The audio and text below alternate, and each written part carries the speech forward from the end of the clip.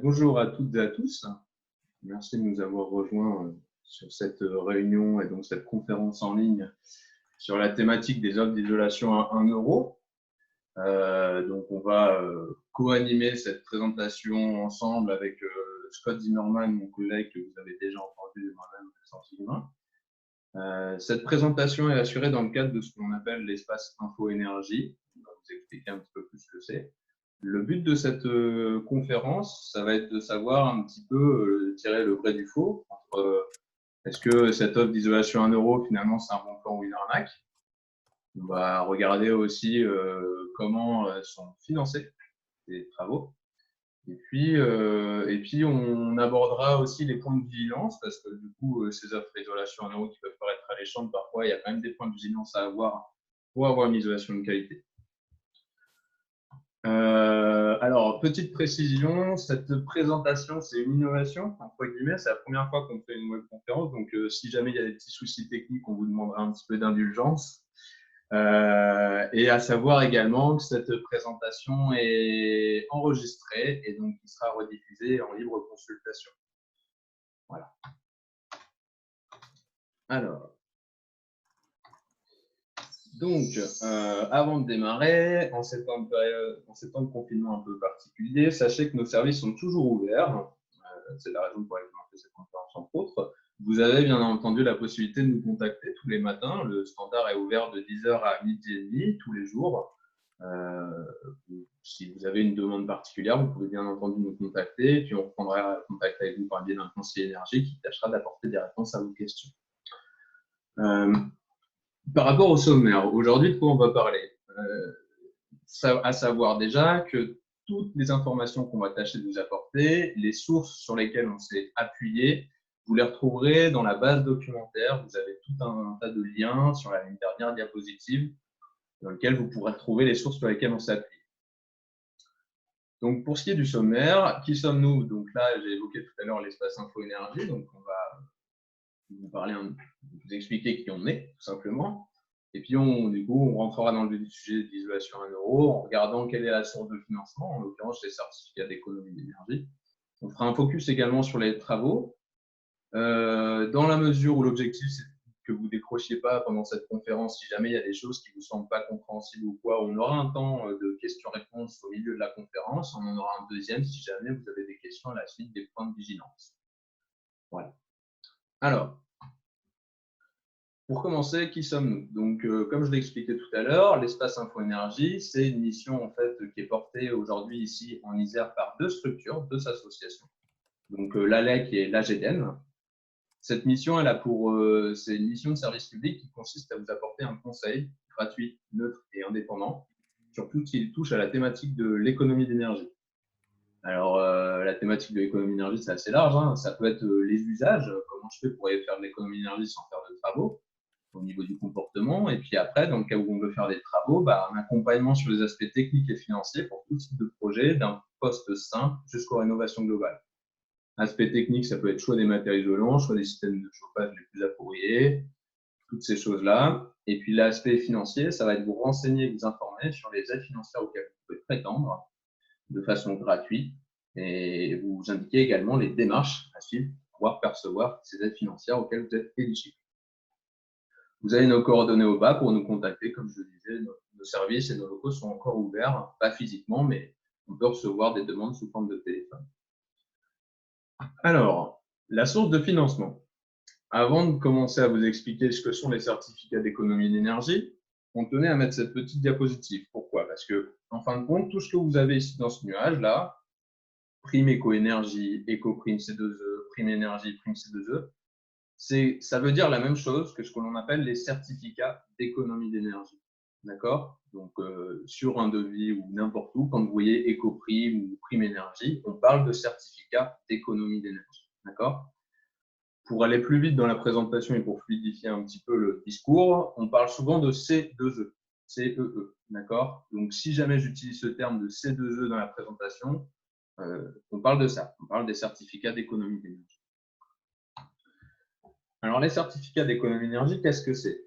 Mais en fait, en 2005, l'Europe a imposé au gouvernement, aux États, de baisser leur consommation d'énergie. En France, l'État, lui, il a créé ce qu'on appelle en 2006 les certificats d'économie d'énergie. C'est un papier qui justifie qu'une économie d'énergie est faite. D'accord? Une action égale une économie d'énergie. Et l'État, il a fixé des objectifs en termes d'économie d'énergie. D'accord? Ces objectifs, ils reviennent aux obligés. Ce que l'on appelle les obligés, ça va être les fournisseurs d'énergie tels que Total, EDF, Auchan, Carrefour et ainsi de suite. On vous a mis Auchan et Carrefour aussi. Pourquoi? Parce qu'ils vendent du carburant et que donc ce sont des marchands d'énergie au même titre que Total ou EDF. D'accord?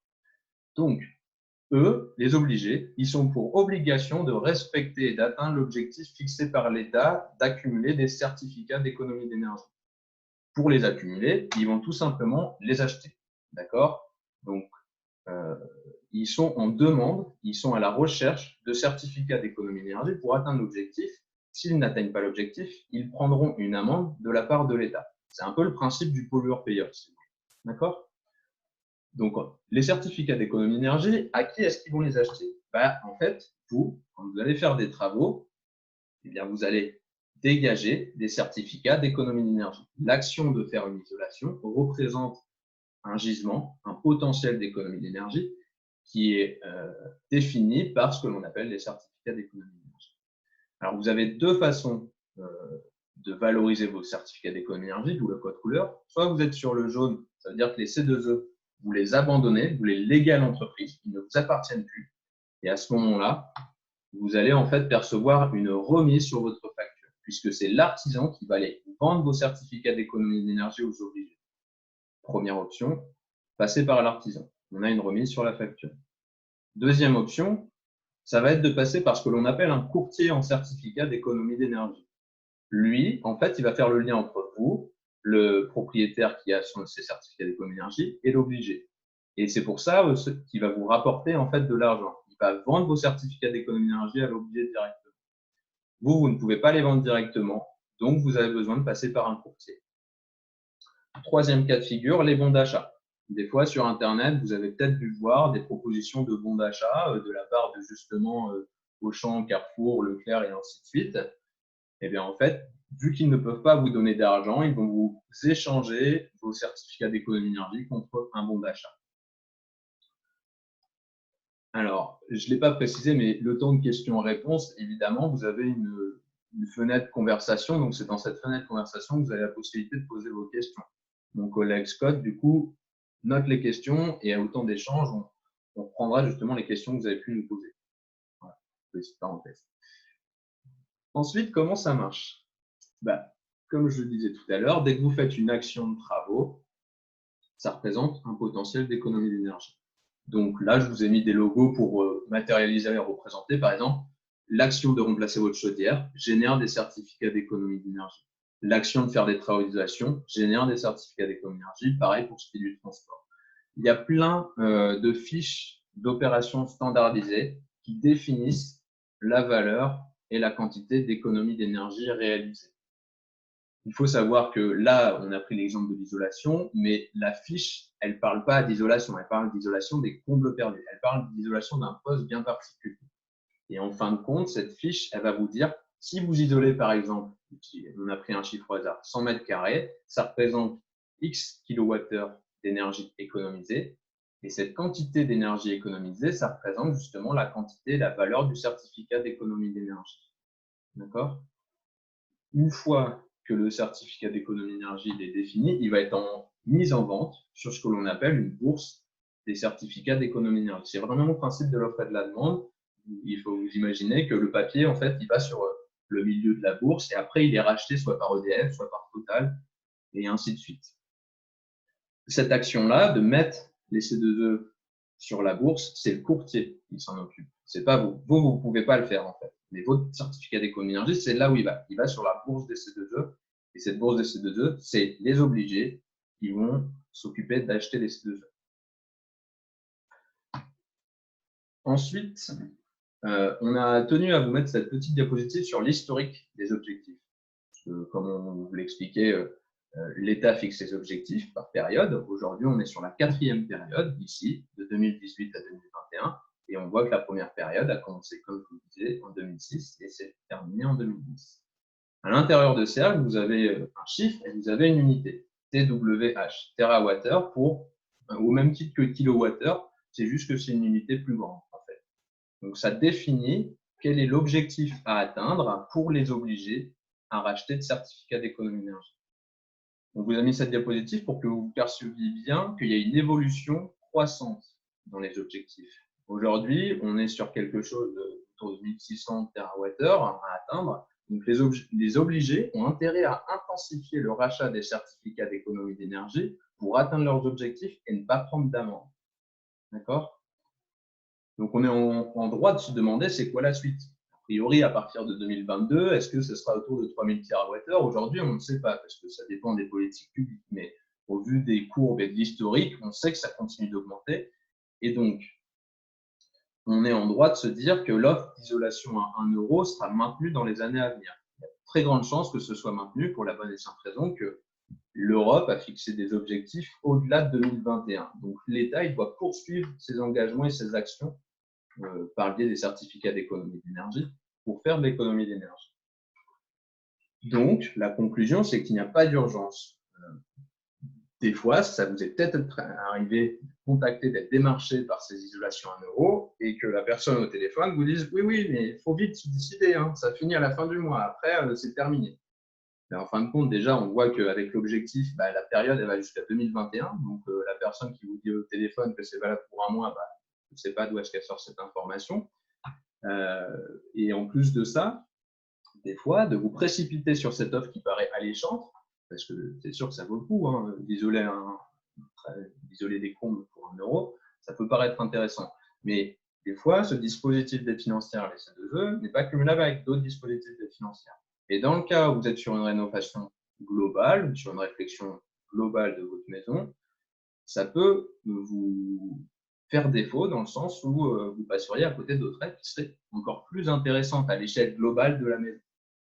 Et donc, du coup, c'est pour ça qu'on vous a mis contactez-nous pour étudier les solutions qui s'offrent à vous, parce que nous, on va être en mesure, au vu de votre situation, de vous renseigner sur les dispositifs d'aide financière auxquels vous pouvez prétendre et éventuellement vous dire bah oui, ce poste de travaux, il est pertinent de le faire, ou alors ce poste de travaux, la personne qui vous a contacté, qui vous a démarché, elle vous a apporté un conseil dans son intérêt, dans l'objectif d'acheter des certificats d'économie d'énergie, mais c'est peut-être pas dans votre intérêt de faire ces actions en priorité. Voilà. Donc, on voulait quand même que vous ayez ça en tête. Les objectifs ne cessent de croître. Il y a de grandes chances que ce soit maintenu. Les personnes qui vous contactent, qui vous disent que c'est fini, c'est pas tout à fait vrai. Il n'y a pas d'urgence. Prenez le temps d'étudier les choses et de nous contacter pour faire un point sur le projet. Alors maintenant, on va se concentrer un peu plus sur les travaux. Une fois qu'on a parlé des certificats d'économie d'énergie, qu'on a vu comment ça fonctionnait, on va approfondir la question des travaux. Avant, On va peut-être faire un petit temps de questions-réponses tout de même. il y a beaucoup de Nous questions. avons plusieurs questions déjà qui ont été posées par les participants, notamment une question de Romuald. Donc Romuald qui nous pose la question, est-ce que les constructeurs automobiles sont des obligés? Alors, pour répondre à cette question, la réponse est non. Les constructeurs automobiles du type Renault, Peugeot, etc. ne sont pas des obligés à part entière. Ce ne sera pas des organismes auprès desquels vous pouvez aller chercher donc une prime pour vos travaux. Comme on l'a précisé tout à l'heure, ça concerne en très grande partie les fournisseurs d'énergie, donc entre guillemets ceux qui produisent plus ou moins l'énergie.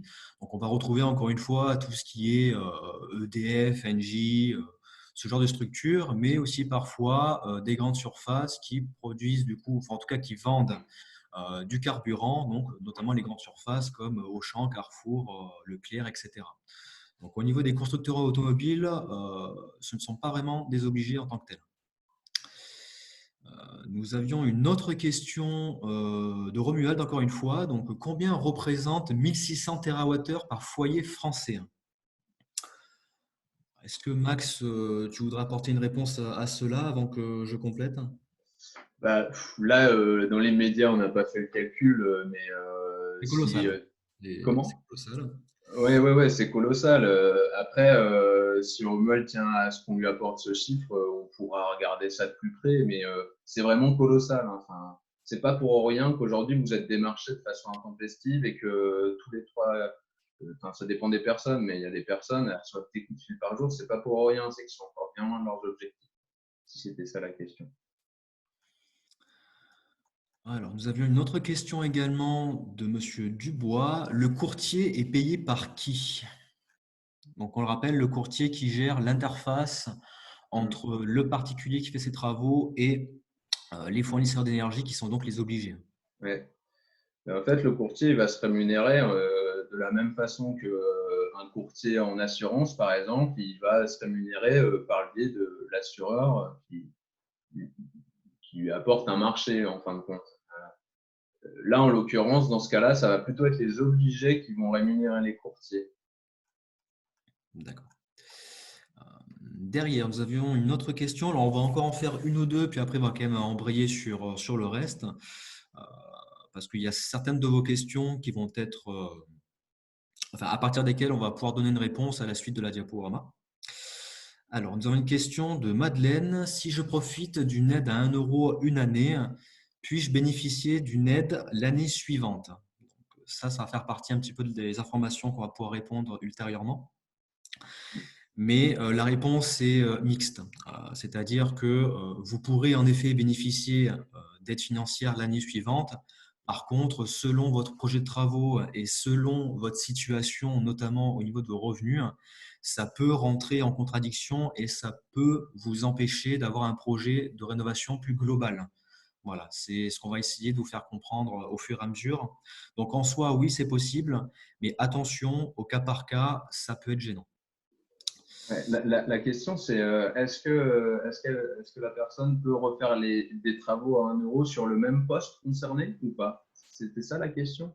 Alors non, je pense que Madeleine voulait dire si elle bénéficie d'une aide à 1 euro Ouais, en 2020, est-ce qu'elle peut bénéficier d'une aide similaire sur un autre poste, imaginons l'année suivante. ouais, d'accord, ok. Euh, Si le poste est différent et s'il y a une possibilité d'offre à 1 euro sur l'autre typologie de travaux qui est envisagée, ce n'est pas impossible. Après, encore une fois, c'est vraiment du cas par cas, donc il ne faut pas que vous ayez forcément en tête que c'est forcément le cas et à l'inverse, il ne faut pas forcément vous dire que ça va vous bloquer littéralement. Donc là, c'est vraiment du cas par cas. Donc là, on ne pourrait pas vous répondre de manière très précise. Il faudrait qu'on ait une discussion beaucoup plus longue avec vous et avec Ouais. votre projet. Mais voilà, gardez en tête que c'est possible, mais avec certaines conditions tout de même. Ouais, moi, ce que j'aimerais aussi ajouter, c'est que euh, ça peut pénaliser. Alors peut-être que la question, c'était par rapport au fait que ça peut pénaliser sur d'autres aides financières. Si c'est la question, évidemment que l'année suivante, vous pouvez faire d'autres travaux et percevoir d'autres aides financières qui ne concernent pas le lot que vous avez fait, en l'occurrence pour 1 euro. Par contre, vous ne pourrez pas ravoir cette isolation à 1 euro sur le même poste de travaux. Ça ne sera pas possible. Et à côté de ça, comme l'a expliqué Scott, si vous faites d'autres travaux, par exemple, vous avez isolé les comptes perdus et vous voulez à l'année suivante isoler les murs et vous voulez percevoir les certificats d'économie d'énergie sur l'isolation des murs, ça c'est possible parce que c'est une valeur, une quantité de C2E par poste de travaux. Donc vous avez valorisé votre quantité de C2E sur les combles perdus, mais vous ne l'avez pas valorisé sur d'autres travaux puisque vous n'avez rien fait sur les autres travaux, en l'occurrence l'isolation des murs. Donc oui, vous pourrez percevoir d'autres aides financières l'année suivante. Voilà. Nous avons encore d'autres questions, mais qui concernent surtout les conditions d'éligibilité. Donc, ce que je vous propose, c'est de continuer de faire la présentation et je pense que vous aurez déjà plusieurs réponses à vos questions par rapport à cela. Donc, Maxence, je te laisse reprendre ta présentation et encore une Super. fois, n'hésitez pas à relancer vos questions sur la conversation, sur le chat. Il y aura un second temps de questions-réponses, voire même un troisième en fin de présentation. Donc, n'hésitez pas encore une fois à présenter vos questions donc, dans la conversation du groupe. Merci. Merci Scott. Oui, donc, les conditions d'éligibilité. Alors, elles sont assez souples finalement. Que vous soyez propriétaire ou locataire, et si on n'entend pas propriétaire, ça va être occupant bailleur, vous êtes éligible au certificat d'économie d'énergie. On vous a indiqué maison individuelle, mais sachez aussi que les C2E fonctionnent aussi sur les appartements. Là, en l'occurrence, on a plutôt orienté le discours sur les maisons individuelles parce que c'est plutôt la cible pour le démarchage téléphonique. Mais sachez que pour l'isolation d'un appartement, ça peut fonctionner aussi. Bon, dans le cas où il y a des parties communes, c'est un peu plus contraignant. Il y a des procédures qui concernent la copropriété à suivre. Donc, pour ça, c'est un peu plus spécifique. N'hésitez pas à nous rappeler. On est en mesure de vous renseigner sur ces questions-là aussi. Alors, en ce qui concerne le logement, il va devoir être achevé depuis plus de 2 ans. Et puis, que ce soit une résidence principale ou secondaire, ça n'a pas d'importance. Vous y êtes toujours éligible. Il faut bien avoir quelque chose en tête. C'est votre projet de travaux et non vos revenus qui vous permettront de bénéficier des certificats d'économie d'énergie. Qu'est-ce que ça veut dire? Ça veut dire qu'en fin de compte, c'est l'aspect technique de votre projet qui va dire si vous êtes éligible ou pas au certificat d'économie d'énergie. Il y a des critères techniques à respecter sur lesquels on reviendra tout à l'heure, mais c'est ça qui va faire que vous pouvez bénéficier des CE2. Ce n'est pas vos revenus. Tout le monde a le droit au certificat d'économie d'énergie, peu importe vos revenus. Par contre, en fonction des revenus, il y a une incidence sur le montant de l'aide. Elle peut être plus ou moins élevée en fonction de vos revenus. Encore une fois, comme je l'ai dit tout à l'heure, au début de la conférence, on a une base documentaire à la fin de la présentation. On ne vous a pas mis le tableau, mais à la fin de la présentation, vous trouverez le lien qui vous envoie vers les plafonds de ressources pour savoir si vous êtes sur une aide majorée ou minorée. Voilà. Ensuite, on parle de quels travaux? L'isolation à 1 euro, ça concerne les postes de travaux tels que les comptes perdus, ce que vous voyez ici entouré en vert, la partie horizontale qui donne sur un grenier qui n'est pas chauffé. On parle de comble perdu. D'accord? La partie qui est ici, on parle de rampant. Cette partie n'est pas concernée. Une entreprise qui vous dit qu'elle va vous faire une isolation à 1 euro et chez vous, vous avez une partie comme ça en compte perdu et une partie sous votre toit, des chambres ou un espace aménagé, l'entreprise qui va se déplacer chez vous, isolera que cette partie-là. Elle n'isolera pas celle qui est là. D'accord? Les rampants ne sont pas concernés, tout comme les toitures terrasses ne sont pas concernées. L'isolation à 1 euro concerne uniquement les comptes perdus. Ensuite, en ce qui concerne le plancher bas, le plancher bas, c'est un peu pareil, c'est une surface horizontale qui donne sur un volume qui n'est pas chauffé. Exemple, une cave ou un garage, et ça fonctionne aussi pour les vides sanitaires. Le terre-plein, ça ne fonctionne pas puisqu'on va isoler en sous-face. On a besoin d'avoir accès au plancher, le terre-plein, ce n'est pas le cas, donc, du coup, ça présenterait des coûts de travaux trop importants. Donc, l'isolation à 1 euro ne concerne pas l'isolation du terre-plein, uniquement un plancher sur un local non chauffé ou sur un vide sanitaire. Autre chose, l'entreprise peut vous dire, si vous avez un vide sanitaire, non, ce n'est pas possible, vous n'y êtes pas éligible. D'accord, il y a de grandes chances alors que votre vide sanitaire ne soit pas vraiment accessible et c'est la raison pour laquelle il vous dit que ce n'est pas possible. Exemple, si vous avez 30 cm de vide sanitaire, vous pouvez être sûr qu'il n'y a pas une entreprise qui va aller isoler votre plancher. Pourquoi? Parce qu'on met l'isolant en sous-face. Et donc, si votre isolant il doit se mettre en sous-face, il faut aller ramper dans le vide sanitaire, donc il n'y a pas les entreprises ne le font pas. Mais en théorie, l'isolation des planchers bas, c'est vide sanitaire et cave. Par rapport à ce que je vous disais tout à l'heure sur la diapositive précédente, c'est vos revenus qui auront une influence sur le montant de l'aide.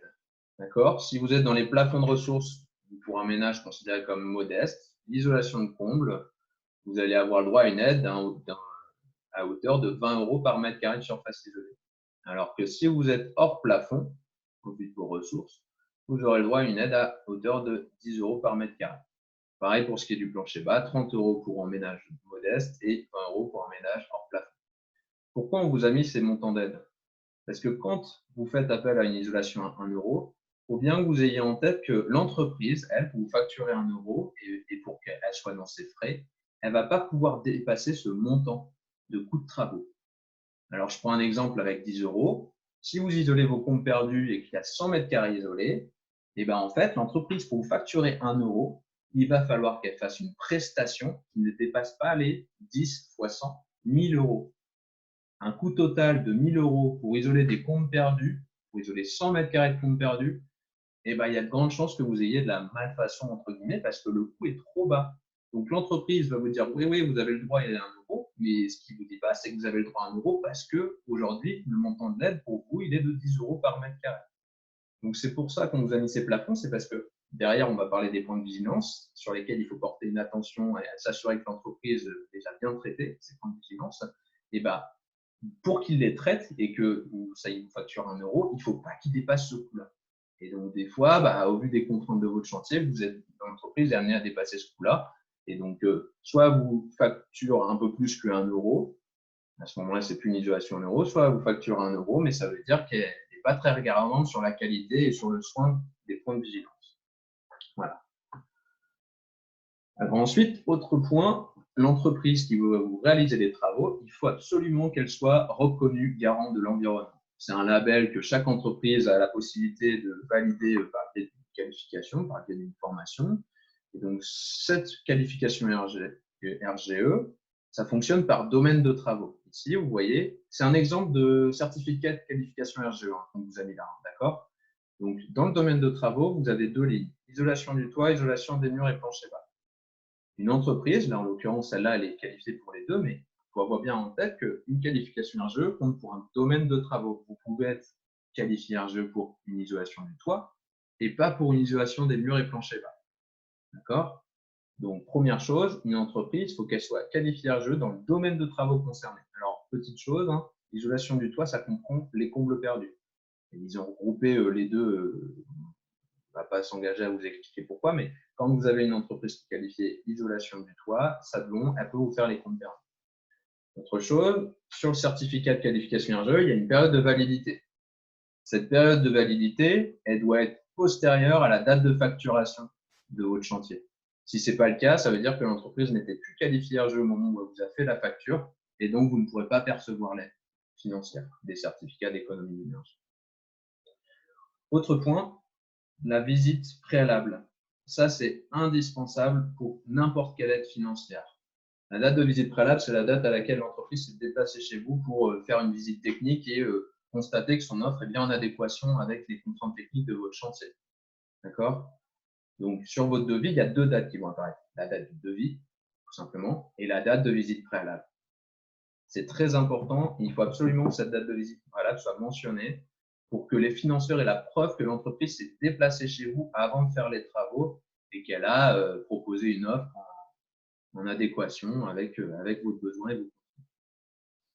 Et puis après, les mentions techniques nécessaires sur le devis pour s'assurer de la qualité des matériaux mis en œuvre. Donc ça, c'est vraiment les critères techniques de performance.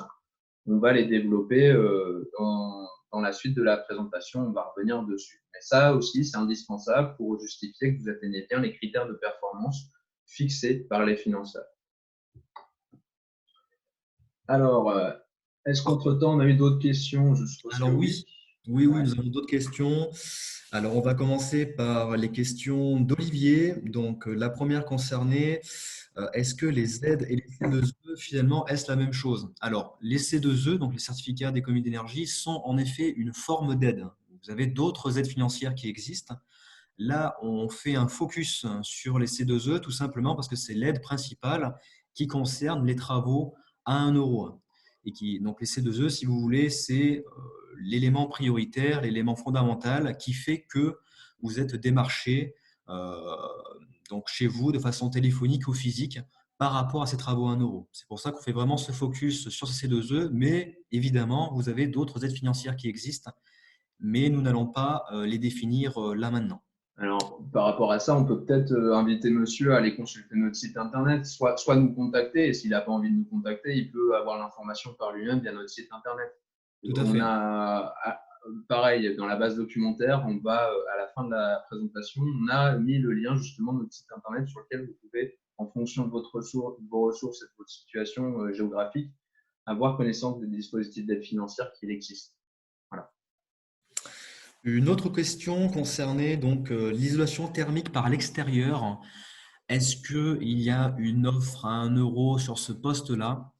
Alors, on a envie de vous dire que non, tout simplement parce que, encore une fois, le montant, donc le coût des travaux pour ce poste d'isolation est beaucoup plus élevé que ce que vous pouvez avoir pour l'isolation des combles perdus ou l'isolation de votre vide sanitaire.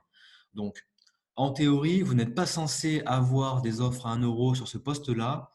Et j'aurais presque envie de vous dire que si vous avez vent de ce genre de prestations, ce n'est pas bon signe. Je rebondis sur ce que disait donc mon collègue Maxence tout à l'heure. Encore une fois, les offres à 1 euro, donc les entreprises qui font ce genre d'activité, se rémunèrent via le montant de ces 2 E alliés donc au poste de travaux concernés. Donc, Voilà, pour répondre de manière un petit peu plus directe à la question, non, vous n'avez pas d'offre à 1 euro, en tout cas de qualité, sur l'isolation des murs par l'extérieur. Et puis peut-être que ce monsieur-là, il a vu des offres justement sur Internet par rapport à ça. Bien dire aussi que ces offres d'isolation du mur par l'extérieur à 1 euro, bah, la valeur du certificat d'économie d'énergie ne permet pas de couvrir ces travaux seuls. Donc, des fois, vous pouvez avoir ce type de pub qui vous est proposé, mais ce qu'ils ne vous disent pas, c'est qu'ils vont faire un montage financier avec d'autres aides financières en fait, en parallèle. Voilà. Ça peut arriver et ces autres aides financières sont soumises à conditions de ressources. Voilà, donc On ne détaille pas plus parce que du coup, c'est vraiment au cas par cas et c'est pour ça que tout à fait. vous avez la possibilité de nous contacter justement pour, en fonction de votre situation, avoir vraiment. Voilà, donc je rebondis sur d'autres questions de particuliers, notamment quelques remarques de JB. En effet, vous avez beaucoup de communication, beaucoup de pubs sur les réseaux sociaux vis-à-vis de ces offres à 1 euro sur l'isolation des murs, isolation de votre toiture par l'extérieur, etc. Faites vraiment attention à cela. Gardez bien en tête que sur des postes de travaux avec un coût élevé, vous n'aurez jamais une offre d'isolation à 1 euro de qualité. Voilà, c'est pour clore le sujet. Nous avions une autre question, du coup, encore une fois, de JB. Je vais essayer de la reformuler au mieux. Donc, si nous ne sommes pas donc, un ménage modeste, il est peu probable que les travaux à 1 euro soient de bonne qualité. Donc, si j'ai bien compris, c'était ça la question. Donc, pour y répondre, et qu'encore une fois, pour rebondir sur ce que vient de dire mon collègue, en effet, si vous n'êtes pas un ménage modeste, il y a moins de chances que vous ayez des travaux à 1 euro de qualité, tout simplement parce que vous avez un montant d'aide financière qui est plus faible. Donc, un montant de C2E qui est plus faible. Donc, forcément, l'entreprise aura moins de marge pour réaliser des travaux d'isolation faits dans les règles de l'art. Ouais, et puis il y a autre chose aussi qu'on n'a pas dit justement, c'est ces histoires de coûts de prestations qui sont standardisés euh, par rapport aux aides, aux montants de l'aide. Les entreprises qui vous proposent des isolations à 1 euro ne vous laissent pas le choix sur le matériau mis en œuvre. Ils vont bien souvent faire appel à des isolants entre guillemets, d'entrée de gamme, type laine de verre, laine de roche. Par expérience, aujourd'hui, on sait que ces matériaux sont moins efficaces que d'autres par rapport au confort d'été. Mais on va le reprendre tout ça, je vais en parler tout à l'heure. Mais ce qu'il faut bien avoir en tête, c'est quand vous faites appel à ce genre de prestations, l'entreprise vous laisse très peu de choix sur quoi que ce soit. Exactement. Nous avions une autre question encore de JB, encore une fois. Si j'ai bien compris, l'isolation du toit fait partie des offres à 1 euro. Donc, encore une fois, l'isolation du toit, isolation des combles perdus. Là, oui, vous pouvez avoir des offres à 1 euro. Si vous isolez au niveau des rampants ou si vous faites du sarking, donc isoler la toiture par l'extérieur en découvrant et en recouvrant la toiture, là, évidemment, vous n'avez pas d'offre à 1 euro. Donc, il faut bien prendre, j'ai envie de dire, la question dans l'autre sens. L'isolation du toit, qu'est-ce que ça veut dire déjà? Il faut bien faire la différence entre l'isolation de combles perdus et les rampants et le reste. Voilà. Ouais, peut-être pour compléter justement ce que tu dis, peut-être que JB il sous-entend que cette isolation de toit à 1 euro, finalement, ça peut marcher. Ou est-ce qu'on a le droit à l'aide financière? Ben, alors, on a le droit à l'aide financière, mais du même montant. On a toujours le droit à 10 ou 20 euros pour isoler cette partie-là. Donc, la valeur du C2E ne change pas, ne bouge pas, mais par contre, les travaux induits pour isoler cette partie-là sont beaucoup plus importants. Et donc, la valeur de l'aide financière ici ne couvrira pas les travaux induits. C'est la raison pour laquelle vous n'aurez pas de travaux à 1 euro pour ce poste-là, en fin de compte. Mais vous Tout à pouvez fait. évidemment avoir des C2E pour l'isolation du toit. Ça fonctionne aussi tout à fait. Exactement. Donc, ça me permet de rebondir sur la remarque de Madame Hamon, qui est tout à fait valable. Il ne faut pas confondre les C2E, donc applicables à tous les gestes de rénovation, et le solde 1 euro pour des travaux ultra simples. Donc, Voilà, vous c'est pouvez ça. très bien percevoir l'aide que mon collègue vient de vous montrer sans forcément passer par des offres à 1 euro. Donc, on va l'expliquer de manière plus approfondie dans le reste de la présentation. Donc, je vous propose donc de repartir sur celle-ci. Voilà. Ok, merci Scott. Donc, maintenant, on va se concentrer un peu plus sur la technique avec les points de vigilance. L'objectif de cette partie-là, ça va être que vous vous appropriez un petit peu les contraintes, les points de vigilance en fonction de votre chantier, en fonction de votre maison, de façon à ce que vous sachiez et vous vous assuriez que l'entreprise vous propose une isolation de qualité, quoi. Ce serait dommage que, comme cet inspecteur des travaux, vous n'ayez pas les bons outils pour définir si des travaux sont de qualité ou pas, quoi, ou alors si on va au désastre, entre guillemets. Voilà. Donc, on va déjà commencer pour ce qui est des combles perdus. La première chose, c'est que dans des combles perdus, des fois, on a des gaines, des installations électriques qui dégagent donc de la chaleur. Dans votre devis, c'est important qu'il soit mentionné qu'il va y avoir des éléments de protection pour protéger justement ces éléments électriques. Puisqu'ils dégagent de la chaleur, il y a un risque d'incendie. Donc, voilà. Si c'est fait dans les règles de l'art, il n'y a pas de souci. Mais encore une fois, sur votre devis, c'est important, dans le cas où vous avez des éléments électriques, que ce détail soit précisé. Ensuite, pareil, dans la continuité des préventions de risque incendie, si vous avez un conduit de cheminée, autour de votre conduit, il y a une certaine épaisseur qui doit être respectée et donc isolé, mais avec un matériau qui est incombustible, un matériau isolant incombustible.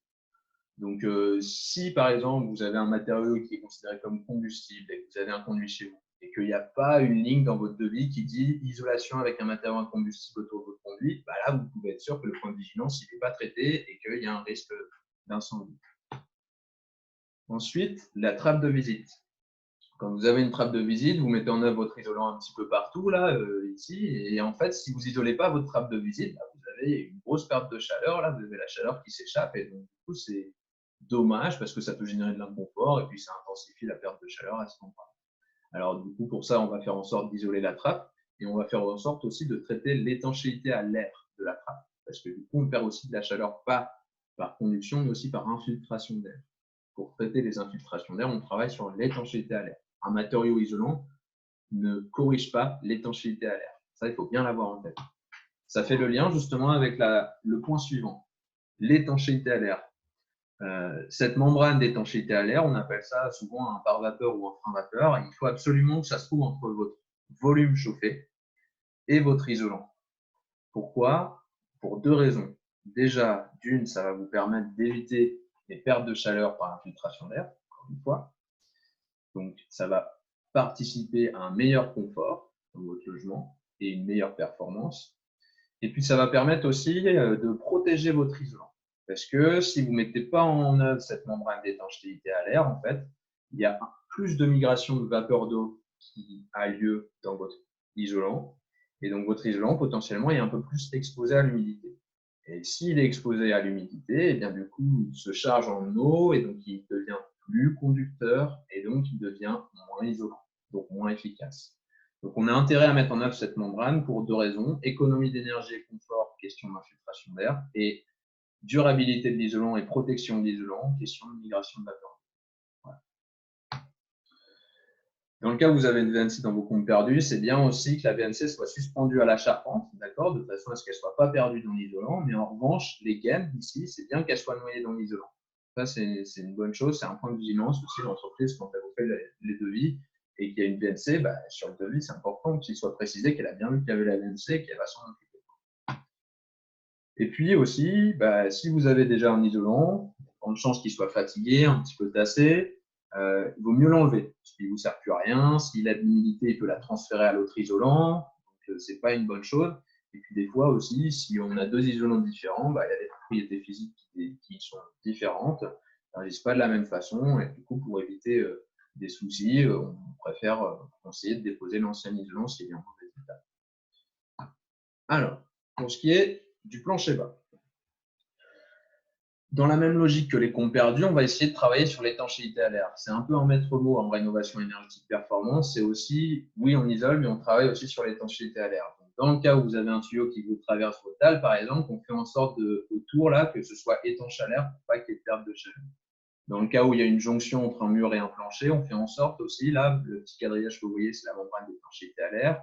Et puis, on va mettre un coup de mastic pour que, après, quand on rabat la membrane d'étanchéité à l'air, il y ait une continuité et qu'il n'y ait pas d'infiltration. Donc, toujours garder cette histoire en tête. Et puis là, on vous a mis une petite image aussi de ce qu'on appelle du calorifugage de canalisation, parce que dans votre garage, des fois, il peut y avoir des canalisations visibles qui sont à nu, dans lesquelles circule de l'eau autour de 50, 60 degrés des fois, même peut-être plus. Dans un espace qui n'est pas chauffé, vous vous imaginez bien qu'il y a de la perte de chaleur. Donc, on isole une maison pour ne pas perdre de la chaleur. Pourquoi on n'isolerait pas les tuyaux? Eh ben, pourquoi pas? Il faut le faire. C'est ce qu'on appelle du calorifugage. Voilà. Donc ça, c'est des choses aussi importantes. Ici, on vous a mis un exemple de plancher n'étant pas éligible à 1 euro ou alors avec des malfaçons. Pourquoi? Ben, on reprend ensemble. Ici, vous avez un tuyau qui traverse la dalle. Donc, il y a absolument besoin de mettre une membrane d'étanchéité à l'air. Il y a encore plus besoin de mettre une membrane d'étanchéité à l'air parce qu'on est sur un solivage bois et donc on a potentiellement plus de défauts d'étanchéité à l'air. Premier point. Deuxième point, vous voyez ici, on a des solives. D'accord? C'est parti en bois, à la horizontale. Si on isole, soit on isole entre, d'accord? Ça veut dire que l'isolant va venir à peu près à fleur, là. Et en fait, sur toute la longueur de la solive, vous n'avez pas d'isolant. C'est ce qu'on appelle un pont thermique. Là, vous avez une rupture d'isolant, donc vous avez une perte de chaleur qui est plus importante. D'accord? Donc, pour éviter ça, on va faire en sorte plutôt d'isoler par le dessous, là, dans la continuité. Sauf que si on isole par le dessous dans la continuité, on tombe contre les tuyaux, là. On vient buter contre les tuyaux. Bah, du coup, ça veut dire que l'isolant, on va le faire arrêter, puis on va le faire repartir de l'autre côté. Sauf que si vous faites ça, vous avez le même problème. Vous avez un pont thermique sur toute la longueur du tuyau. D'accord? Et puis, cerise sur le gâteau, une isolation à 1 euro, si admettons que l'entreprise ait traité tout ça, il y a de grandes chances qu'elle n'ait pas traité l'isolation des tuyaux, justement. Donc, voilà pourquoi on vous a mis cette photo. Si vous avez un plancher comme ça chez vous, il y a quand même peu de chances pour qu'une isolation à 1 euro soit faite correctement. Voilà. Dans le cas où justement vous avez des tuyaux qui courent à votre plafond, de garage ou de sous-sol, pour éviter les découpes excessives de plaques de polystyrène et donc faire des ponts thermiques, comme on vient de l'expliquer tout à l'heure, là, le pont thermique qui serait dû au tuyau, et ben on va privilégier plutôt, dans la mesure du possible, l'isolation par flocage. C'est un matériau isolant, tout comme si vous le mettiez en plaque classique, qui va être un petit peu humidifié et ensuite projeté de façon à ce que et le plancher et les isolants soient isolés ensemble.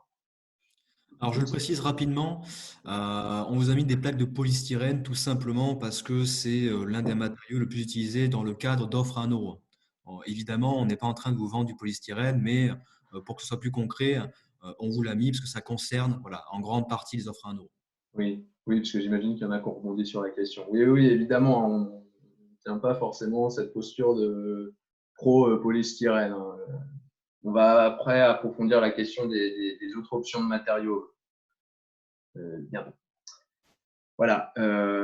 Donc ça, c'était pour l'isolation du plancher bas. Ensuite, on vous a mis un exemple de devis avec toutes les informations nécessaires pour qu'il soit le plus lisible possible et le plus compréhensible possible. Avant de commencer, il faut bien avoir en tête qu'un devis, ça fait office de contrat. C'est le seul document qui dit et qui justifie que vous avez un accord avec l'entreprise pour faire tel ou tel travaux. D'accord? Vous allez bien comprendre pourquoi je dis ça. Première chose, signe de qualité RGE. Alors oui, on a le signe RGE sur le devis, certes, mais ça, en réalité, ça ne vaut pas grand-chose. Ce qui vaut quelque chose, là, c'est le numéro de certification et le nom de l'organisme qualifiant. Ça vous permet de vous assurer que l'entreprise est qualifiée RGE. Le fait qu'il y ait le logo, ça ne vous garantit de rien du tout. Soit vous exigez ce numéro de certification et le nom de l'organisme qualifiant, soit vous exigez l'attestation de qualification RGE, comme on l'a vu tout à l'heure. Ensuite, la date de visite préalable, bon, bah, je en ai bien parlé tout à l'heure, hein, je ne vais pas forcément encore insister dessus. J'espère que vous avez bien compris que c'est un élément incontournable pour pouvoir percevoir l'aide financière. Ici, vous avez la description précise des travaux. C'est là, dans cette partie-là, que l'entreprise va décrire en fait les travaux qu'elle va faire. C'est là-dedans que vous allez avoir ligne par ligne la séparation des travaux et donc la séparation des coûts. Alors, la séparation des coûts, ça peut être faire la distinction entre matériel et main-d'œuvre, ça c'est une chose, mais ça peut être aussi une ligne, par exemple, une ligne c'est traitement de l'étanchéité à l'air de la trappe et de son isolation. D'accord? on a vraiment besoin que cette partie-là, cette description précise, soit le plus détaillée possible pour que vous vous assuriez, quand vous signez le contrat, le devis, que l'entreprise a bien prévu de le faire, elle l'a bien chiffré dans son offre. D'accord?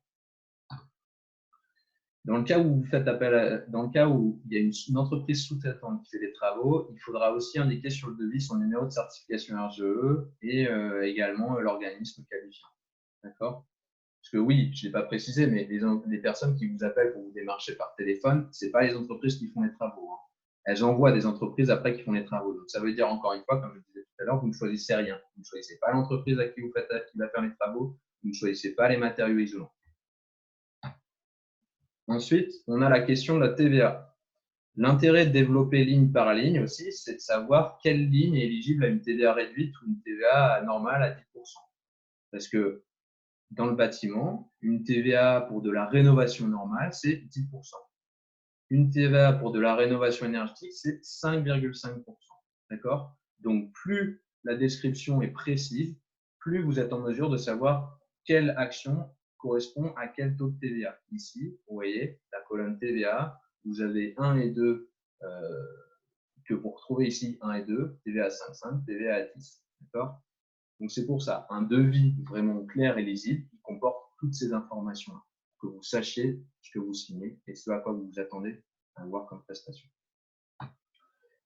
Si je fais le zoom sur le détail, parce que du coup, sur la slide précédente, ce n'était pas très lisible, et là, ça ne l'est pas beaucoup plus non plus, et nous en excuser, mais on n'avait pas une qualité suffisamment importante. Ici, en fait, on va prendre le détail technique. Quand je parlais tout à l'heure des critères techniques obligatoires pour que votre devis soit éligible aux aides financières, et bien en fait, on va se concentrer là sur la partie isolation. Il va falloir absolument que sur votre devis, vous soit indiqué la marque et le nom du produit, sa certification, d'accord, et son épaisseur mise en œuvre. Pourquoi? Parce que nous, ce qui nous intéresse, c'est la résistance thermique ici. On voit souvent sur un devis R majuscule. Plus cette résistance thermique est élevée, plus le matériau mis en œuvre est isolant et performant. D'accord? Donc pour les compères d'huile, il faut R supérieur ou égal à 7. Pour les planchers 20, R supérieur ou égal à 3. Et qu'est-ce qui va nous donner ce R, cette valeur, cette résistance thermique? Eh bien, c'est l'épaisseur et la certification du matériau qui justifie de sa propriété isolante. Avec la propriété isolante du matériau et son épaisseur, on peut en déduire le R. Sans ces informations-là, vous n'avez aucun moyen de vérifier la valeur du R qui est indiquée sur votre devis. Ça part uniquement sur du déclaratif. Donc c'est pour ça, encore une fois, un devis bien détaillé, lisible, indiquera la marque et le modèle de l'isolant mis en œuvre, son épaisseur et sa propriété isolante. On parle de conductivité thermique, la propriété isolante. Voilà. Alors, dans tout ça, l'idée, c'est quand même d'adopter la bonne démarche. Lorsque vous êtes démarché, c'est quand même bien de prendre son temps et de signer aucun document dans la précipitation. Vous avez la possibilité de nous contacter. Alors, ici, on a indiqué conseiller faire, puisque au début, j'ai parlé d'espace info-énergie. Les espaces info-énergie sont en train de muter, entre guillemets, vers ce qu'on appelle des conseillers faire. Donc, quand on vous parle de conseiller faire, c'est nous. D'accord? Donc, nous, on ne vous coûte rien. On vous apporte un conseil neutre. Donc, libre à vous de nous consulter ou pas, mais vous avez intérêt à le faire finalement de façon à avoir une information neutre et gratuite, et sur le plan technique. Évitez d'accepter la réalisation des travaux avant la visite technique préalable, parce que si vous le faites et que sur le devis, il n'y a pas de visite préalable, et bien vous n'aurez pas d'aide financière. Et ça vous permet aussi de vous assurer que le devis prend en compte les considérations, les points techniques identifiés, les points de vigilance qu'on a vus auparavant. D'accord? Donc, prenez votre temps, ne vous précipitez pas. Quand vous avez un devis, vous pouvez bien évidemment venir vers nous pour nous demander notre avis sur la lisibilité et sur l'éligibilité aux aides financières. On est là pour ça. Mais ne vous précipitez pas. Et ne tenez pas compte des entreprises qui vous démarchent en vous disant qu'ils sont mandatés par un organisme public. Ce n'est pas vrai, c'est un mensonge. Pourquoi? Alors, ils jouent sur les mots, dans la mesure où ils ont eu des objectifs fixés par l'État d'atteindre une certaine quantité d'économie d'énergie, ils jouent sur les mots en disant qu'ils sont mandatés par le gouvernement. Mais ce n'est pas vrai. Le gouvernement ne les oblige pas et ne leur demande pas de vous démarcher par téléphone. Au même titre que ni l'ADEME, ni le ministère, ni l'ANA, ni les conseillers FER ne le font.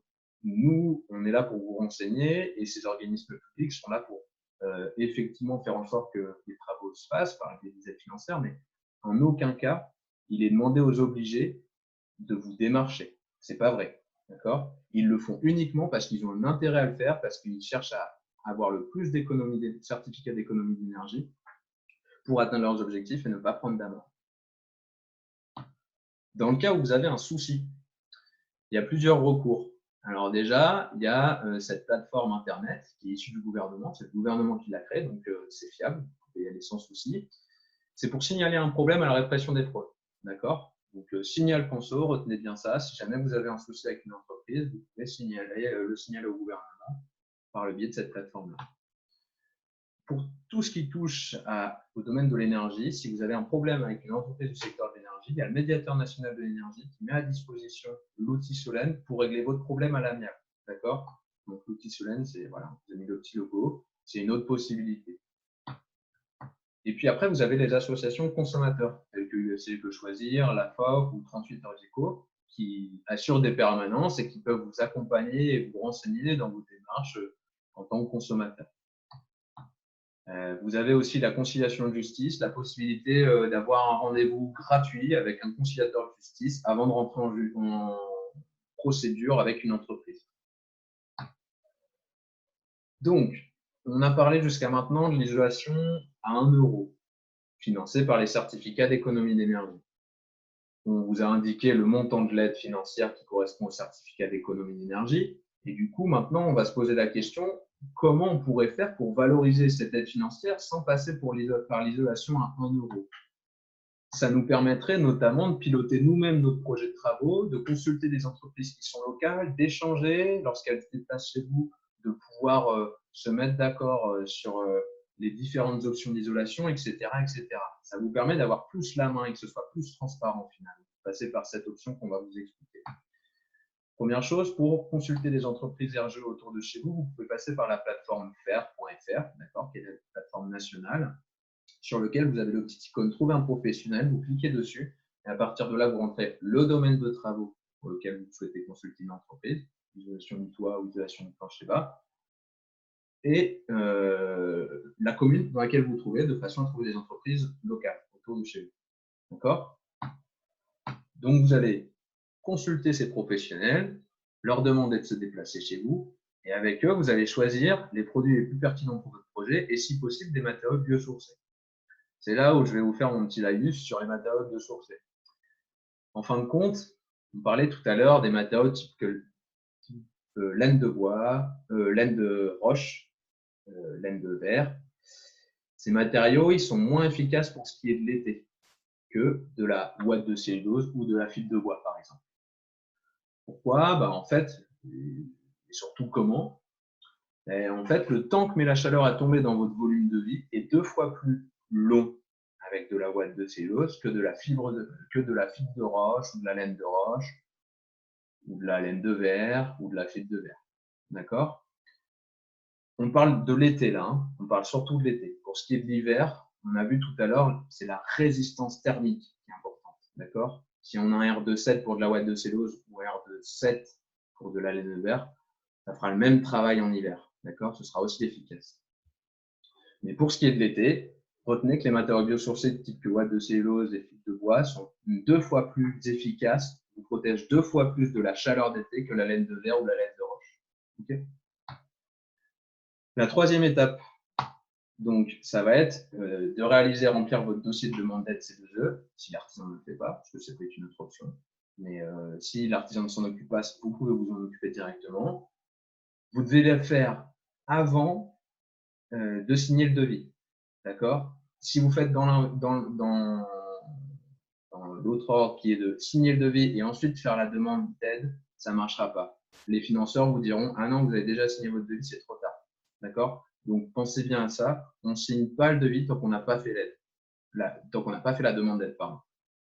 Et ensuite, on réalise les travaux. N'inquiétez pas, dans la diapositive suivante, on va le développer ce point 3, là, comment on fait la demande d'aide. Alors ensuite, le point 4, une fois que vous avez fait vos travaux, vous allez renvoyer la facture et les pièces justificatives à la structure qui va vous verser l'aide financière des certificats d'économie d'énergie. Et une fois que vous avez rempli toutes les cases et que vous leur avez fait suivre tous les justificatifs, ils vous attribuent l'aide sous forme d'aide financière, sous forme de prime. Pas de bon d'achat, cette fois. Vraiment un paiement en prime. D'accord? Donc, on va développer maintenant l'action 3, comment on fait la demande d'aide. Eh bien, tout simplement, dans un premier temps, il va falloir que vous compariez les offres des signataires coup de pouce. Ce qu'on appelle les signataires coup de pouce, là, c'est ceux qui vous versent la prime. D'accord? Ils sont en concurrence les uns avec les autres. Ils vont vous faire chacun une offre si vous prenez contact avec eux directement. Et ça va être à vous de retenir une des offres. Alors, pour savoir où est-ce que vous les trouvez, là, on vous a mis une copie d'écran du site du ministère. Dans notre base documentaire à la fin, vous aurez un lien qui vous enverra vers les entreprises qui sont susceptibles, ces signataires qui sont susceptibles de vous proposer un montant de fonds. D'accord? On ne l'a pas mis là volontairement pour ne pas charger la diapositive, mais on vous a mis le lien à la fin. Donc, vous allez comparer les offres. Vous allez contacter chacune des entreprises et vous allez leur dire, moi, je veux isoler mes comptes perdus, j'ai 50 mètres carrés, qu'est-ce que vous proposez comme montant de fonds? D'accord? Ensuite, vous allez retenir une des offres. Pour ça, vous allez créer votre dossier sur leur site internet ou alors en leur faisant un mail, vous aurez leurs coordonnées bien évidemment, mais vous allez devoir retenir une des offres et pour ça, vous allez créer un dossier de demande sur le site que vous avez retenu, sur le signataire que vous avez retenu. D'accord? Ensuite, vous attendez de recevoir la confirmation de la demande. D'accord? Tant que vous n'avez pas reçu cette confirmation, vous n'avez pas la garantie d'avoir vraiment acté votre demande d'aide financière. Donc, comme je vous le disais tout à l'heure, tant que vous n'avez pas fait la demande d'aide financière, vous ne devez pas signer le devis. Et attention, on parle bien de créer son dossier et de faire la demande auprès du signataire. C'est autre chose que de comparer l'offre et de voir ce qu'il vous propose. D'accord? Il faut bien signaler à un des signataires que vous avez retenu que c'est avec lui que vous voulez faire affaire. D'accord? Petite parenthèse, ça ne vous engage pas. Hein. Si vous ne faites pas les travaux derrière, ce n'est pas grave. Vous revenez sur vos pas, ils ne vous demandent pas d'argent. Voilà. Ensuite, une fois que vous avez réceptionné la confirmation, là, vous pouvez signer le devis, faire les travaux et les achever tranquillement. De là, vous envoyez les factures et les justificatifs et là, vous percevez votre attribution de prime. Le délai pour percevoir l'attribution de prime, ne me le demandez pas parce que ça varie d'un signataire à un autre. Ça peut prendre 1 mois, ça peut prendre 2 mois, 3 mois, 4 mois. Je n'ai pas du tout la main là-dessus et ils ne sont pas obligés de respecter un certain délai. Voilà. Alors, aujourd'hui, et dans le cas où il y aurait des personnes qui Je propose, assisteraient à la… Max, c'est peut-être de répondre à quelques questions Ouais, avant que tu passes ouais, bah, de à… toute façon, on a… Ouais, bah oui, d'accord, ok. Allez. Et il y a pas mal de questions intéressantes. Je vais rebondir sur la question de Romuald sur la liste, sur une potentielle liste d'artisans sérieux qui fait un petit peu écho finalement à la question de Nicolas sur le label RGE. Est-ce que c'est un gage de bonne qualité? Alors, pour répondre un petit peu en même temps à ces deux questions, nous, faisant partie entre guillemets du service public, on ne peut pas vous donner de liste d'artisans entre guillemets sérieux, tout simplement pour des raisons de pub, etc. Au niveau du label RGE, la chose que vous devez garder en tête, c'est que ce label RGE, donc label encore une fois reconnu garant de l'environnement, vous donne finalement accès aux aides financières publiques de l'État. C'est vraiment ça le but principal de ce label. Donc, autrement dit, ce n'est pas forcément un gage de meilleure qualité qu'un autre. Je prends un exemple bête et méchant. Vous avez un artisan RGE d'un côté et un artisan qui n'est pas RGE de l'autre. Ça ne veut pas dire que l'artisan qui n'est pas RGE est moins compétent. D'accord? Donc ça, c'est bien de le garder en tête parce qu'il n'est pas impossible que vous ayez des postes de travaux où finalement selon votre situation, encore une fois, et selon le projet, vous ayez très peu d'aide financière. Et à ce moment-là, l'objectif prioritaire de passer par un artisan RGE n'est pas forcément toujours très pertinent. Donc, est-ce que le label RGE est gage de qualité? Forcément, oui, un petit peu, parce que derrière, vous avez quand même un module de formation de quelques jours pour passer ce label et derrière, quelques contrôles qui sont réalisés sur les chantiers d'artisans RGE. Donc, ça apporte forcément un petit plus, mais ce n'est pas le label de qualité phare. voilà, donc c'est quand même quelques éléments à garder en tête à ce niveau-là. Je ne sais pas si Maxence, tu as envie de rajouter quelques éléments par rapport à ça. Non, pas spécialement. Après, sur ce site internet Faire, ici, là, il y a la possibilité de signaler un abus ou quoi que ce soit vis-à-vis des entreprises RGE. Donc, avec le temps, les entreprises qui font du travail, du mauvais travail et qui ont la qualification RGE, enfin, qui font du mauvais travail en quoi, qui ne respectent pas les règles, elles peuvent être repérées, elles peuvent être signalées par le consommateur. Donc non, enfin, j'ai pas grand chose de plus à signaler, si ce n'est que si jamais vous tombez sur une entreprise RGE dont vous n'êtes pas satisfaite, alors ce qu'on entend par pas satisfaite, c'est qu'il n'a pas euh, respecté les critères d'aide financière ou alors qu'il n'a pas respecté les procédures. On ne parle pas de l'aspect relationnel ou quoi, mais si vous n'êtes pas satisfait d'une entreprise RGE, vous pouvez signaler une réclamation sur le site internet faire.fr. C'est aussi possible ça. Voilà. Mais non, pas d'un. Enfin, j'ai rien de plus à ajouter. Très bien, merci. Nous avions une autre question de Michel.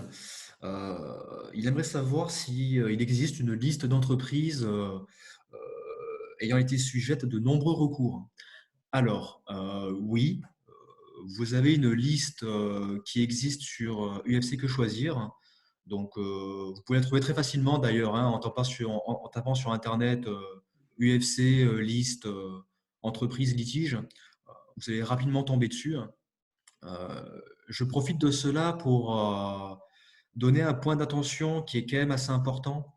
Euh, Faites attention à tout ce qui est salon, donc salon de l'artisanat, ou genre de choses. Vous pouvez très bien avoir des entreprises qui font justement partie de cette liste d'entreprises ayant été sujettes à beaucoup de litiges, qui sont présentes sur des forums, des salons, etc. Donc faites extrêmement attention à cela lorsque vous êtes sur un salon. Ne signez évidemment aucun papier parce que vous n'aurez pas de recours sur les documents qui seront signés. Donc, faites très attention à cela. Ce n'est pas parce qu'une entreprise est présente sur un salon qu'elle est forcément gage de qualité.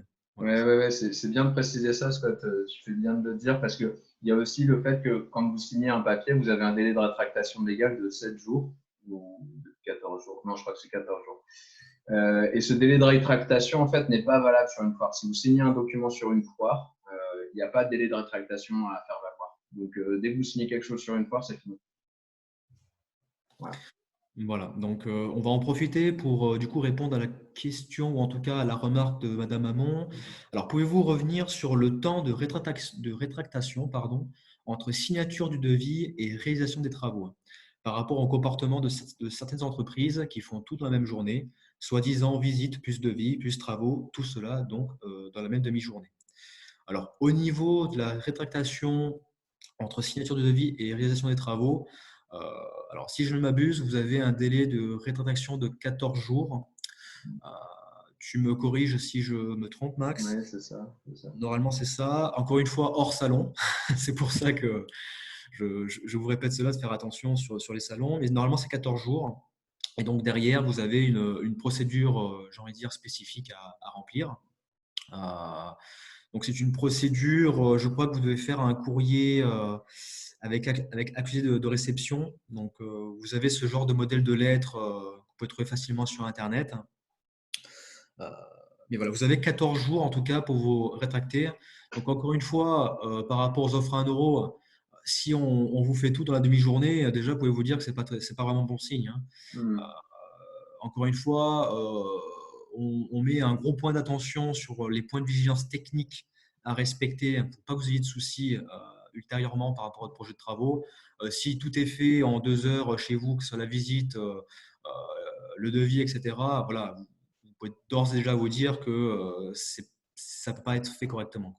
Ouais. Moi, le conseil par rapport à ça que je donnerais, c'est que, comme on l'a expliqué au tout début de la présentation, ces offres d'isolation à 1 euro, elles seront valables toujours dans quelques mois, voire même quelques années. On n'a pas de texte qui le disent, mais vu la tangente politique que ça prend, on peut supposer que ça va se maintenir. Du coup, lorsque vous avez une entreprise qui se déplace chez vous pour soi-disant faire la visite, mais qui en profite pour faire les travaux le même jour, tant que vous n'avez pas signé le devis, ils ne peuvent pas faire les travaux.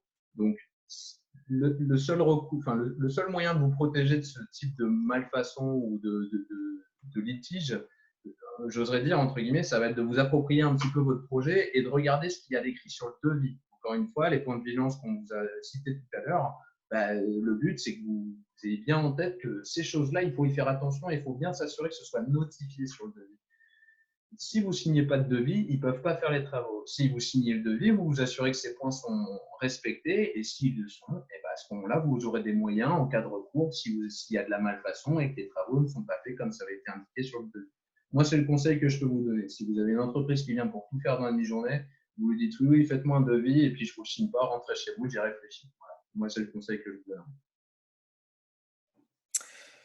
Il y avait une autre question du coup de Cachoulet. Alors Cachoulet qui nous posait la question, donc je remonte. Donc la valeur de 20 euros du mètre carré, par exemple, peut varier selon la négociation avec le signataire. Donc là, on Ouais. revient un petit peu au montant de prime que vous pouvez avoir en passant par des C2E. Ouais. Alors, ce n'est pas tout à fait le cas. Ce n'est pas une négociation à faire avec le signataire, c'est simplement l'offre des signataires en tant que telle. Mais vous pouvez en effet trouver des offres qui soient légèrement supérieures aux 20 euros du mètre carré ou aux 10 euros du mètre carré selon votre situation au niveau de vos ressources. C'est tout à fait possible. Par contre, ce n'est pas une négociation. C'est vraiment, imaginons, je vous donne un exemple concret.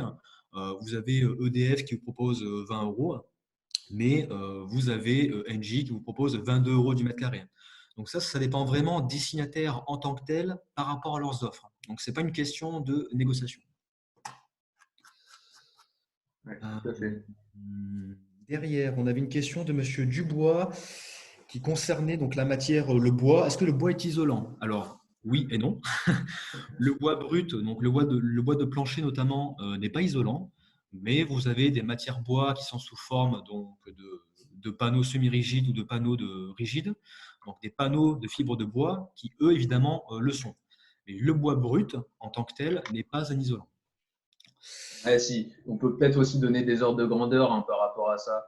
Un bois massif, alors je parle d'un résineux type sapin, qui est un bois assez tendre, on est 3 à 4 fois moins isolant qu'un matériau isolant. Du coup.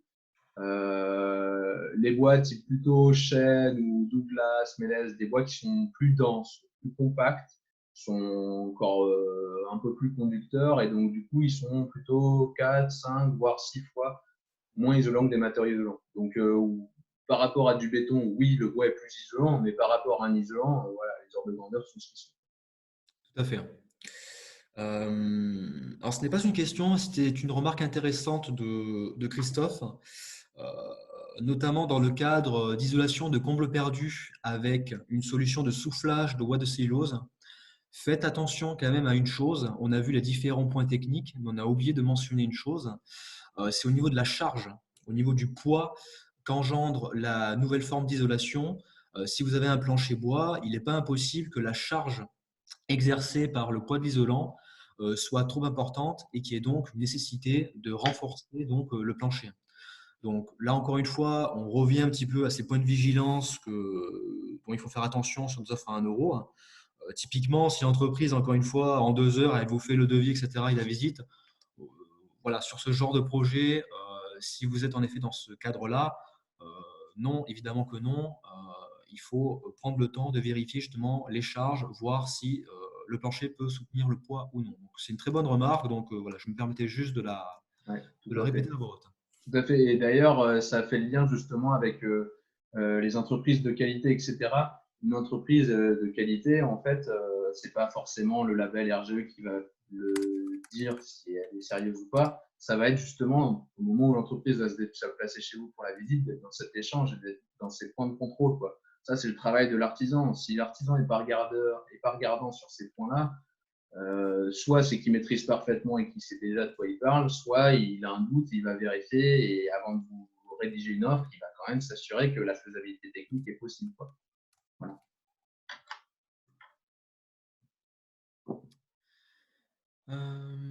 Alors, au niveau des questions, je crois qu'on a fait à peu près le tour. Alors, il y en a toujours quelques-unes qui arrivent.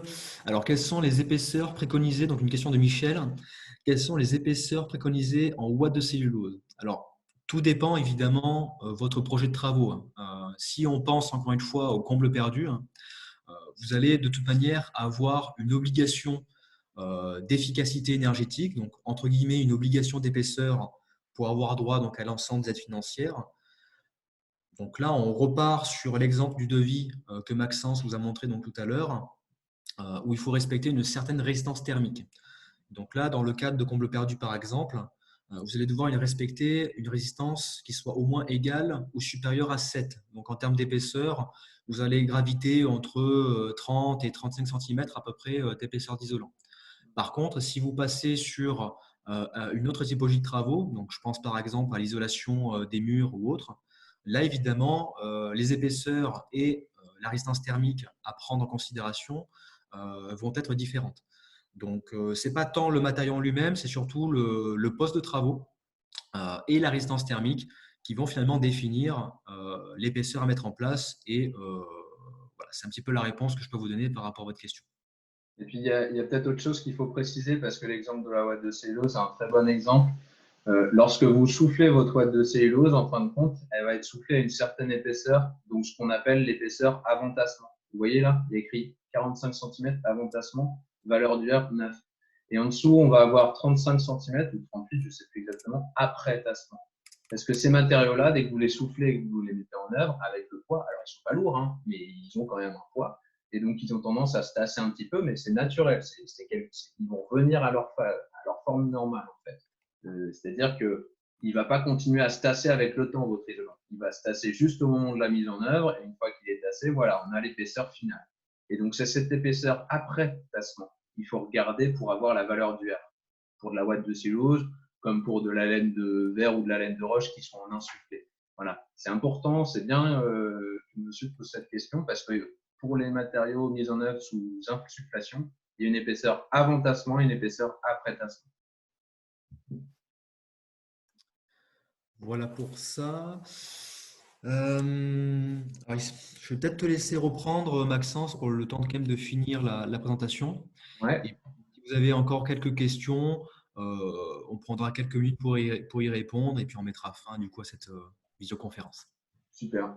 Bon, bah, c'est quasiment terminé, hein, finalement. On a quand même tenu à, dans la présentation et dans le cas où il y aurait des personnes qui ne vivraient pas en Isère, qui vivraient autre part dans la région ou même autre part en France, on a quand même tenu à vous faire ce petit point. Ce qu'on appelle l'espace info-énergie ou les conseillers faire, sachez qu'il y en a dans chaque département. D'accord. Donc, si vous n'êtes pas en Isère et que vous êtes dans un autre département, vous n'êtes pas seul, vous n'êtes pas perdu. Il y a toujours une structure qui saura vous renseigner gratuitement et de façon neutre sur l'aspect de votre projet. Et donc, du coup, ici, on vous a mis la carte de la région Auvergne-Rhône-Alpes avec chaque nom de structure en fonction du département qui assure cette compétence-là. On vous a mis des logos parce que bien souvent, ce sont des logos assez communs qu'on a l'habitude de voir. Il y a l'ADIL, l'Agence départementale pour l'information et le logement. L'ALEC, il y en a plusieurs. Il y en a une, enfin, il n'y en a pas qu'une seule. Là, on a mis ALEC, mais en théorie, c'est ALEC Métropole Grenobloise, donc ALEC 38. Et il y a d'autres départements, on peut y avoir une ALEC dans un autre département. Le CAUE, qui est plutôt un cabinet orienté sur le conseil de l'architecture et de l'urbanisme et de l'environnement, mais des fois qui a cette mission d'espace info-énergie. Il y a aussi Solia, qui est un opérateur et une association et un réseau, membre d'un réseau national. Puis il y a aussi des associations locales qui sont complètement indépendantes et qui n'ont rien à voir. Donc voilà, retenez que si vous n'êtes pas en Isère, vous avez quand même une structure qui est en mesure de vous renseigner sur toutes les questions qu'on a abordées aujourd'hui ensemble. Soit vous les trouvez via notre carte qui est ici, soit vous les trouvez via la plateforme, deuxième fois qu'on vous en parle, de site internet faire.fr, le site du gouvernement. Sur cette plateforme-là, vous avez la possibilité de trouver votre conseiller justement en fonction de la région dans laquelle vous vous trouvez. Ici, le petit logo contacter un conseiller faire, vous cliquez dessus et vous allez être mis en relation directement avec la structure qui assure cette compétence dans votre département. Voilà. La base documentaire avec les liens utiles justement qu'on a évoqué plusieurs fois au fil de la présentation. Et puis, nos coordonnées, encore une fois, au cas où vous n'auriez pas été rassasié avec les questions-réponses d'aujourd'hui et que vous aimeriez creuser un petit peu la question de façon plus personnelle et individuelle. Voilà. Alors, il y a deux, trois petites questions qui sont apparues entre-temps. Alors, une question de Madeleine. Alors, on dit qu'il y a donc des sous, j'imagine, pour faire un diagnostic énergie. Alors, je ne sais pas si vous faites référence au territoire de l'Isère ou pas, Madeleine, mais je vais en profiter du coup pour en parler. Sachez que sur la métropole, en tout cas de Grenoble, vous avez un dispositif d'accompagnement qui s'appelle Murmure 2 et qui permet donc aux particuliers qui ont un projet de rénovation énergétique d'avoir la possibilité en fait de mobiliser un audit thermique énergétique cofinancé en partie par la métropole pour justement définir quels sont les travaux prioritaires à faire sur votre logement. Donc ça peut faire partie des programmes d'accompagnement disponibles pour vous. Mais derrière, voilà, ça dépend vraiment de la situation géographique et finalement de la communauté de communes dans laquelle vous vous trouvez. Ouais. Et puis, alors ça, c'est pour la métropole grenobloise, mais après, sur d'autres territoires de l'Isère, il y a aussi un dispositif similaire qui est proposé. C'est au cas par cas, évidemment, mais vous pouvez prendre contact avec nous pour qu'on vous dise si sur votre territoire, il y a un dispositif similaire, justement. Et puis après, bah oui, effectivement, comme disait Scott, ça dépend des diagnostics. Il y a plusieurs sortes de diagnostics, mais il y en a qui peuvent faire l'objet, effectivement, d'une aide financière. Voilà. Une question de Cachoulet. Quels sont les délais pour un rendez-vous? Alors, comment dire? Évidemment, lors de cette période de crise, les rendez-vous physiques ne sont pas possibles. Par contre, en temps normal, pour un rendez-vous, tout va dépendre, j'ai envie de dire, de votre projet. Euh, Si vous êtes sur un projet de rénovation global, euh, en général, le rendez-vous, il peut se faire sur les 2 semaines qui viennent. Si par contre, vous avez un projet qui nécessite pas forcément une approche très très approfondie, vous pouvez avoir un rendez-vous beaucoup plus rapidement que cela. Donc là encore une fois, alors c'est pas vraiment une réponse qui forcément va vous plaire, mais, mais encore une fois, ça dépend vraiment de votre projet de travaux et sur quel dispositif on va vous renvoyer finalement. Ouais, et puis on peut aussi peut-être signaler qu'au vu des circonstances, nos locaux n'ont pas encore rouvert au public, donc les rendez-vous physiques, c'est pas possible d'en avoir. En revanche, il est possible de nous contacter par téléphone et à ce moment-là, un conseiller énergie reprendra contact avec vous et en espérant que déjà cet échange téléphonique, parce que c'est un rendez-vous finalement, puisse vous permettre d'avoir des réponses à vos questions. Après, le délai en moyenne avant qu'on n'ait plus la possibilité de recevoir ce rendez-vous physique, oui, c'est ce que disait Scott, il est autour de 1, 2 semaines, ou des fois il peut même être un petit peu plus court, enfin, ça dépend aussi de la disponibilité. On a une autre question de monsieur donc, Dubois. Est-ce que la paille en ballot est référencée par l'ASSAMI comme matériau isolant pour les combles perdus? Alors, Ouais. à ma connaissance, il n'y a pas de certification ASSAMI pour la paille euh, en botte ou en ballot, qu'importe, à l'heure actuelle. Donc, j'ai envie de répondre non à votre question. Vous pouvez très bien aussi regarder du côté du réseau français de la construction paille pour ce genre d'informations. C'est quand même une structure qui est spécialisée dans la diffusion de l'isolation en botte de paille, que ce soit au niveau des combles ou au niveau du bâtiment en globalité. Donc, encore une fois, le réseau français de la construction paille, vous aurez vraiment toutes les actualités par rapport à cela. Mais à l'heure actuelle, je ne crois pas que ce soit toujours le cas. Non, effectivement, c'est pas le cas. Par contre, il y a des avis techniques. Mais donc, ça fait un avis technique sur lequel il y a aussi la conductivité thermique du matériau. Tout Mais, à fait. mais effectivement, sur le réseau français de la construction paille, en fait, c'est un réseau de professionnels qui sont fédérés autour de ça pour développer ces pratiques-là. Ils ont notamment rédigé les règles professionnelles de la construction paille. Donc, effectivement, comme disait Scott, c'est une très bonne ressource d'aller les consulter et de les contacter pour avoir des informations complémentaires là-dessus. Euh, et non, il n'y a pas de numéro SRM aujourd'hui, mais il y a un avis technique qui existe. Je le reprécise à l'oral au cas où, mais encore une fois, cette visioconférence sera disponible sur une plateforme, donc a priori YouTube. Dans tous les cas, vous serez prévenu par mail lorsque ce sera fait. Donc, si vous avez eu des problèmes de son ou autre durant cette vidéoconférence, ne soyez pas abattus. Vous allez pouvoir du coup la retrouver dans les prochains jours voilà, sur une plateforme que l'on aura choisi. Alors, Voilà. une question de Maureen. Y a-t-il des règles pour le pisé? Alors, bien évidemment, il y a des règles pour la construction en pisé. Ce que je peux vous donner comme information, c'est tout simplement d'aller regarder le guide des bonnes pratiques sur la terre crue. Donc, c'est un guide qui a été réalisé donc, sur les différentes techniques de construction et d'isolation ou d'enduit en terre crue. Donc, qui est assez récent, hein. Il a été fait fin 2018, je crois. Et donc, vous retrouverez donc la construction en pisé dans ces guides de bonne pratique. Et pour en avoir lu quelques-unes, c'est très bien fait. Donc, si vous avez des questions par rapport au pisé, je vous conseille vivement d'aller voir ce guide de bonne pratique. Normalement, vous devriez trouver l'ensemble de vos réponses. On peut peut-être mettre le lien en commentaire justement vers ce guide parce que du coup, Oui. il vient de Terra, ce guide, c'est ça? Alors, il vient d'un peu de partout. Je vais le mettre dans la conversation. Oui. Ouais, super.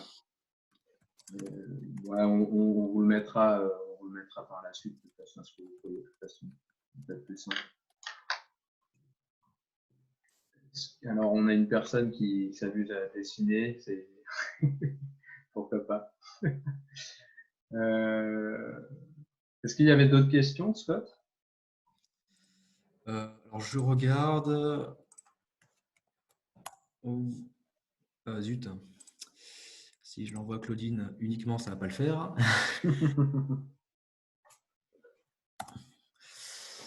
Alors, je vous l'ai mis 2 fois sans faire exprès, hein, mais voilà, sur ce lien-là, vous allez retrouver du coup le guide dont je vous parle. Alors, ne prenez pas peur, hein, c'est un guide qui est assez conséquent, un guide de 200 pages, je crois à peu près. Mais dans ces 200 pages, vous avez donc je reprends encore une fois pour Maureen, vous avez du coup une section spéciale pour le pisé. Voilà. Ah, le lien ne fonctionne pas. On le mettra, ouais. Allez, bah oui. Ce qu'on peut faire, c'est qu'on vous l'enverra dans le mail qu'on vous enverra lorsqu'on aura mis le support en place sur YouTube ou sur une autre plateforme.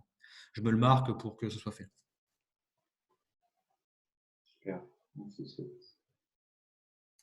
Et au niveau des autres questions, non, je crois qu'on a fait à peu près le tour. Donc, merci à vous en tout cas pour votre participation.